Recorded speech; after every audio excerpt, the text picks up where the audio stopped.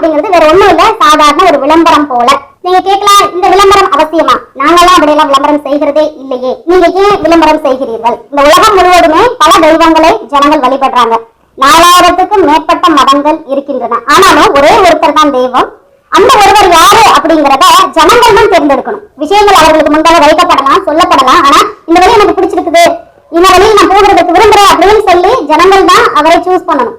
So அதற்காகத்தான் நம்ம என்ன பண்ணுகிறோம், இப்படி ஒருவர் இருக்கிறார் அப்படிங்கறத அவர்களுக்கு தெரியப்படுத்துகிறோம். விளம்பரம் தேவையில்லை, சொல்றதுக்கு எதுக்கு, என்ன தேவைங்க அப்படின்னு சொல்லிட்டு சொன்னீங்கன்னு சொன்னா, உலகத்தெல்லாம் நான் தான் படைச்சேன், இந்த ஜனங்கள் எல்லாம் எங்களை மட்டும் உருவானாங்கன்னு சொல்லிட்டு ஒவ்வொரு தெய்வமே சொல்லுது இல்லையா?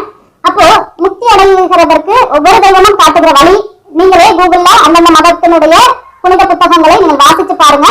என்ன வழி அப்படிங்கறத நீங்க ஒரு வழியில எழுதுங்க. ஒருவேளை இதுல ஏதோ ஒண்ணுதான் கடவுள், அப்போ அந்த ஒரு கடவுளை உலகத்தில் உள்ள எல்லா ஜனங்களுமே அறிந்திருக்க வேண்டும். அறிந்திருந்தாதான் கடவுளிடத்துல அவர் சொல்ற வழிபடி போய் சேர முடியும்.